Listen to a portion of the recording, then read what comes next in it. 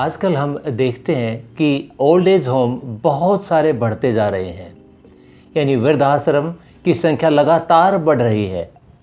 ये कोई बुरी बात नहीं है, ये भी एक सुविधा है उन व्यक्तियों के लिए जो कि अपने ऊपर पूरा ध्यान किसी वजह से नहीं करा पाते हैं, उनके बच्चे नहीं दे पाते हैं या उनके बच्चे हैं नहीं, यानी एक सुविधा है।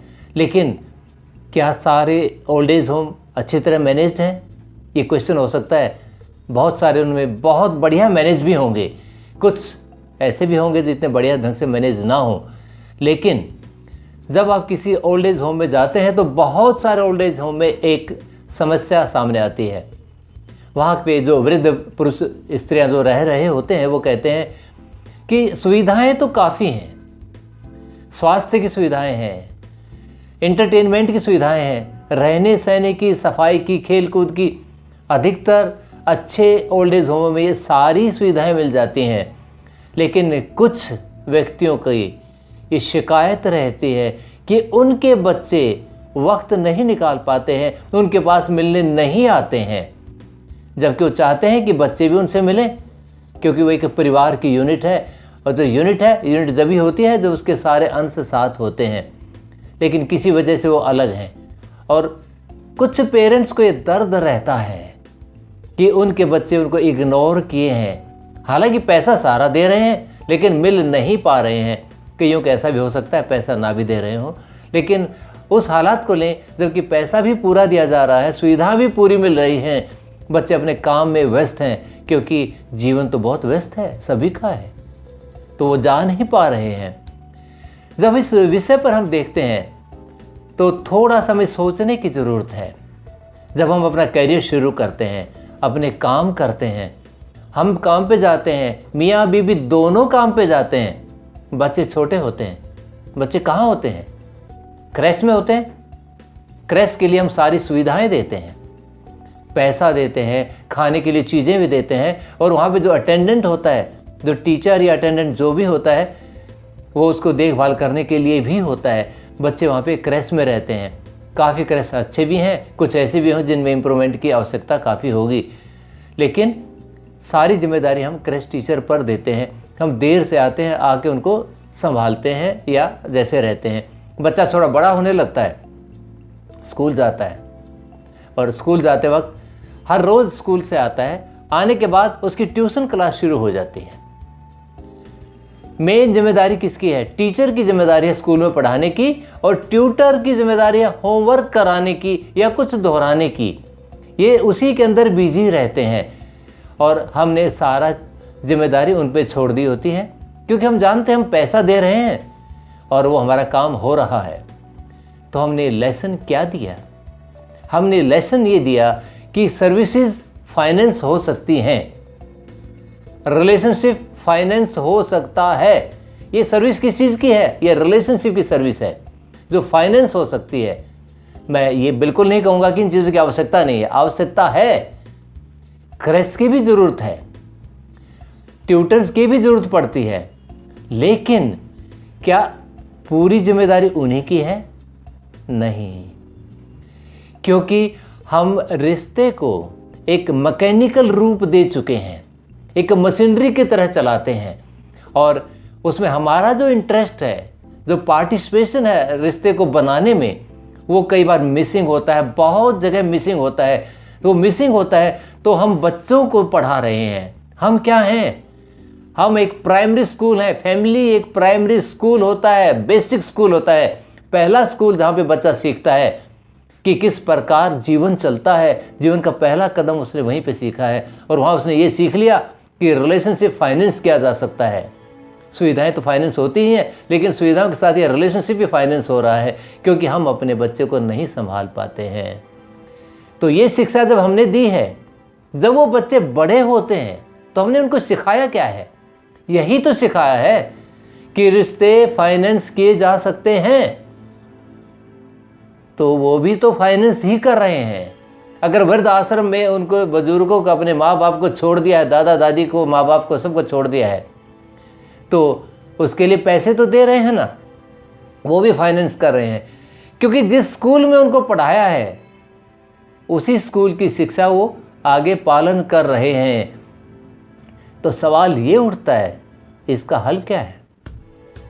क्योंकि ये तो एक भावनात्मक अत्याचार हो गया, भावनाओं का अत्याचार हो रहा है। पहले बच्चों की भावनाओं का अत्याचार हो रहा है, फिर बुजुर्गों की भावना का अत्याचार हो रहा है।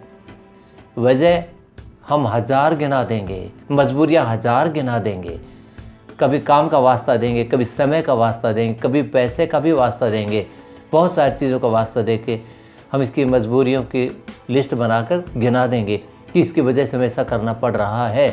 लेकिन इसका जो हर्ज है वो किस पे हो रहा है? रिलेशनशिप पे हो रहा है। रिलेशनशिप खराब हो रहा है। तो आज कुछ बातें करेंगे, कुछ मामूली सी 6-7 बातें ही करेंगे जो कि रिश्ता, माँ बाप और बच्चों का जो रिश्ता है उस रिश्ते को बनाने में मदद करेंगी। कुछ साधारण बातें अगर हमने सिर्फ ध्यान देना है, सिर्फ ध्यान दें तो ही वो पर्पस सर्व हो जाता है। तो मैं कुल 7 बातें बहुत थोड़े थोड़े शब्दों में आपके सामने कहना चाहूँगा।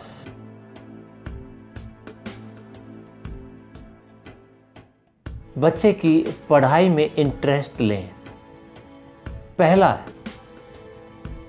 हर बच्चा स्कूल से एक डायरी लेके आता है, उसमें लिखा होता है, टीचर, अलग अलग क्लास के टीचर वो लिखते हैं अपनी जो चीज़ें चाहिए बच्चे के अंदर, जो कमियां हो या जो आवश्यकताएं हो या कोई प्रोग्राम हो, इस प्रकार की फीडबैक या बच्चे के जो नंबर वगैरह आते हैं, मार्क्स आते हैं, वो सारी डिटेल, बिहेवियर से संबंधित डिटेल भी, वो सभी उसके अंदर टीचर लिखता है पेरेंट्स के लिए कि आप उसकी गाइडेंस दें, उससे संबंधित इन्फॉर्मेशन दें।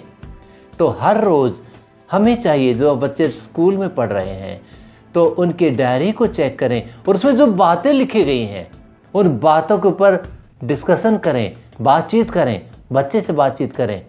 अगर किसी से मिलने के लिए कहा गया तो मिलने में कभी भी कोताही ना बरतें, मिलें, जाके बात करें, यानी अपना पर्सनल इंटरेस्ट दिखाएं बच्चे के विकास के अंदर। ये तो सिर्फ हम पढ़ाई के विकास की या उसके व्यवहार के विकास की बातें कर रहे हैं जो स्कूल से संबंधित हैं। याद रखिए, स्कूल में बच्चा 6 घंटे रहता है, बाकी 18 घंटे वो पेरेंट्स के पास रहता है। पेरेंट्स की जिम्मेदारी कई गुना ज़्यादा हो जाती है।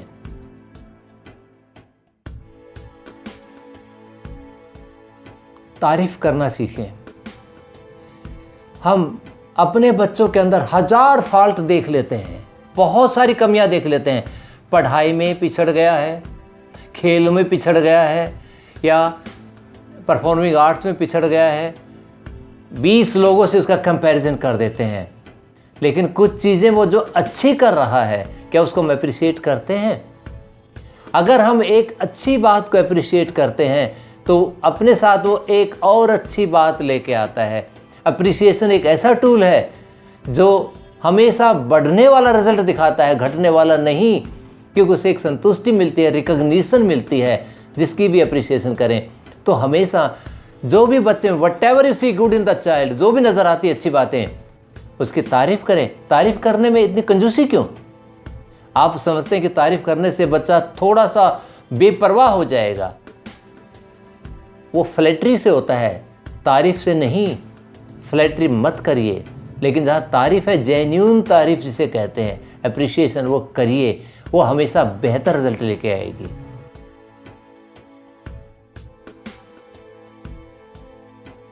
मनोरंजन का ध्यान रखिए। सिर्फ पढ़ाई ही जीवन में सब कुछ नहीं होती। पढ़ाई बहुत इम्पोर्टेंट है, लेकिन बच्चे की आवश्यकताएं बहुत होती हैं। जैसे हम बड़ों की आवश्यकताएं बहुत हैं, तो बच्चों की भी आवश्यकताएं बहुत हैं, हम उनको इग्नोर नहीं कर सकते। इंटरटेनमेंट यानी कि मनोरंजन एक ऐसी आवश्यकता है जिसको किसी भी कीमत पे इग्नोर नहीं किया जा सकता। अगर उसे हम अपना इंटरेस्ट ना लेंगे तो बच्चा उन चीज़ों में इंटरटेनमेंट लेने लग जाएगा जो शायद हेल्दी नहीं है, जैसे इंटरनेट, मोबाइल, इस प्रकार की बातों में, या चैटिंग, इन बातों में वो इंटरेस्ट लेने लग जाएगा जो शायद इतनी फ्रूटफुल उनके लिए उस वक्त नहीं है।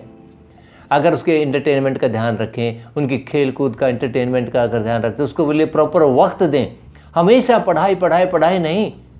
पढ़ाई जब अच्छी होगी जब बच्चे का मन अच्छा होगा, और मन अच्छा जब होगा जब उसका एंटरटेनमेंट होगा, जब उसकी वो आवश्यकताएं पूरी होगी जिन आवश्यकता से उसको खुशी मिलती है, जो हेल्दी हैबिट्स हैं, खेलना कूदना, ये स्वाभाविक है। एनर्जी होती है बच्चे में, बच्चा एनर्जी हाउस होता है, बहुत एनर्जी होती है उसके अंदर।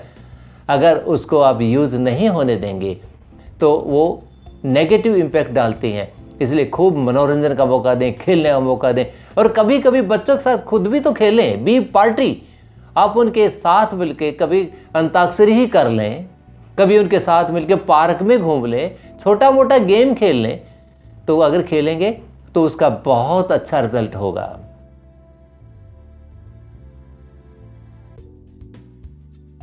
प्राइवेसी, बच्चे को प्राइवेसी दें, यानी उसका अपना भी एक जीवन होता है, उस जीवन में हस्तक्षेप ना करें। पेरेंट्स क्या करते हैं, जाके बच्चे का मोबाइल चेक करते हैं, उसके बस्ते को पीछे से चेक करते हैं, बस्ते में क्या क्या रखा है, उसके सामान को चेक करते हैं। नहीं करिए ऐसा, भरोसा रखिए अपने बच्चे पर। अगर आप उस पर भरोसा रखेंगे तो आपको भरोसा देगा वो, अगर आप उस पर डाउट रखेंगे तो रिजल्ट भी वैसा ही होगा। तो जैसा आप बीज बो रहे हैं, रिजल्ट वही आने वाला है। इनपुट से ही आउटपुट होता है, जैसा हम इनपुट दे रहे हैं अपने व्यवहार से, अपने स्वभाव से, वैसा ही बच्चे में वो रिजल्ट आएगा। तो ध्यान रखें, बच्चे का अपना एक जीवन होता है, उसमें हस्तक्षेप ना करें, अपने ढंग से उसे रहने का मौका दें, वो बहुत ज़रूरी है। उसकी पर्सनैलिटी अपने ढंग से विकसित हो रही है, उसके विकसित होने में कभी कभी क्या बहुत बार ऐसा होता है, अपनी एक पर्सनल लाइफ है, उसकी अपनी इम्पोर्टेंस होती है, उसमें हस्तक्षेप देने से हमेशा व्यवधान पड़ता है। उसे फ्री छोड़ दें बहुत चीज़ों के लिए। इसका मतलब ये नहीं है कि आप ध्यान ही ना दें बच्चे का, ना पढ़ाई में ध्यान दें, ना हेल्थ में ध्यान दें, ऐसा नहीं है। ध्यान रखिए, लेकिन प्राइवेसी दीजिए।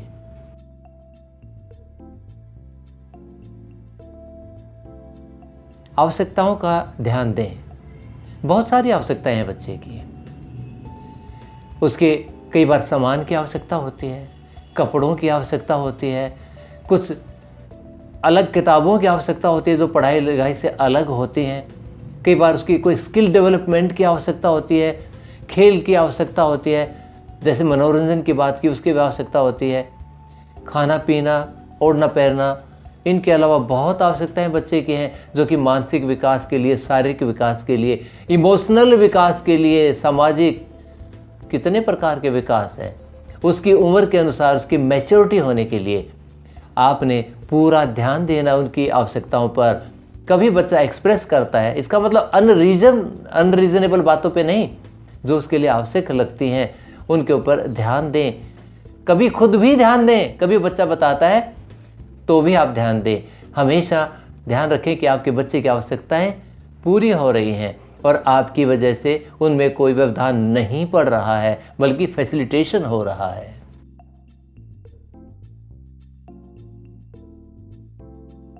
सलाह लें, ओपिनियन लेना।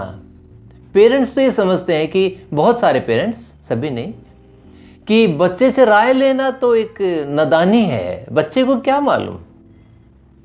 हमारा एक्सपीरियंस है 30, 40, 50, 60 साल का, हमारा बहुत एक्सपीरियंस है, हमें सब कुछ पता है, बच्चे को नहीं पता। हम ओपिनियन लेंगे नहीं, उनके लिए सामान अपनी पसंद से लेके आएंगे, वो पसंद जो कि एक मैच्योर्ड आदमी की पसंद है, जो कि एक बच्चे के लिए, बच्चा अपनी एक पसंद रखता है, अपने ढंग से रहने की पसंद रखता है, अपने ढंग से ओढ़ने पहनने की पसंद रखता है। इवन घर में जो सामान आता है, सामान का वो भी इक्वल मेंबर है फैमिली का, उसकी भी सलाह लीजिए। जब आप बच्चे की सलाह लेते हो तो बच्चा अपने आप में इम्पोर्टेंट समझता है, अपनी रिकग्निशन महसूस करता है और वो एक जिम्मेदारी उठाने लग जाता है। हमने बच्चों के माध्यम से ही एक जिम्मेदार व्यक्ति को, जिम्मेदार नागरिक को बनाना है।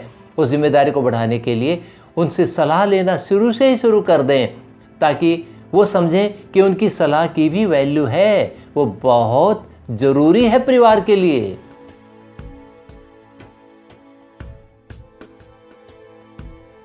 और आखिर में मैं एक बात जो 7वें नंबर पे मैंने रखी है, ये कहना चाहूँगा, एक अच्छे मॉडल बने। हम जो बच्चों से अपेक्षा कर रहे हैं वो हम खुद करके दिखाएं। अगर हम कहते हैं सुबह उठें, तो हमें भी सुबह उठना है। अगर हम कहें टीवी ना देखें तो टीवी हमको भी बंद करना है। अगर हम कहें कि किताबें पढ़ें तो किताबें हमें भी पढ़नी है। अगर बोलते हैं एक्सरसाइज करें तो एक्सरसाइज हमें भी करनी है। तो वो सारे अच्छे गुण जो आप बच्चे में देखना चाहते हैं वो आपके अंदर दिखने चाहिए। ये कॉन्शियसली दिखने चाहिए, जानबूझकर कोशिश करके दिखने चाहिए, क्योंकि वो बातें आप बच्चे में दिखाना चाहते हैं।